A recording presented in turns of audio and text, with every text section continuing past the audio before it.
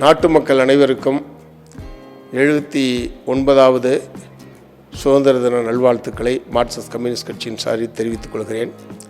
இந்த நேரத்தில் தேசத்தினுடைய விடுதலைக்காக தங்களை முழுமையாக அர்ப்பணித்து கொண்டு சிறை, சித்திரவதை, உடல், பொருள், ஆவி அத்தனையும் நாட்டுக்காக அர்ப்பணித்த தியாகிகளை அனைவரும் போற்ற வேண்டும், கொண்டாட வேண்டும்.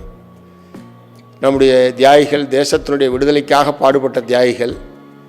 இந்த தேசத்தில் இருக்கக்கூடிய மக்களுடைய வாழ்க்கையிலே ஒரு மறுமலர்ச்சி ஏற்பட வேண்டும், முன்னேற்றம் ஏற்பட வேண்டும், உலகத்தில் தலைசிறந்த நாடாக இந்தியா வளர வேண்டும் என்கிற நோக்கத்தோடு தான் பிரிட்டிஷ் ஏகாதிபத்தியத்தினுடைய அடிமைத்தனத்தை எதிர்த்து வீரியமிக்க போராட்டத்திலே தங்கள் உயிரையே அர்ப்பணித்திருக்கிறார்கள்.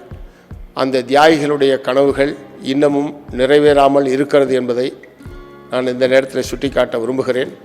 ஒட்டுமொத்த தேசத்தில் இருக்கக்கூடிய அத்தனை உழைப்பாளி மக்களும் வாழ்க்கையிலே ஒரு பெரும் முன்னேற்றத்தை ஏற்படுத்தக்கூடிய வகையில் தேசத்தினுடைய வளர்ச்சியும் தேசத்தினுடைய பொருளாதாரம், அரசியல், சமூக பொருளாதாரத்திலே ஒரு மாறுதல் ஏற்பட வேண்டும் என்பதற்காக அனைவரும் நாம் அர்ப்பணித்துக் கொள்வோம் என்று இந்த நேரத்திலே தெரிவித்துக் கொள்கிறேன்.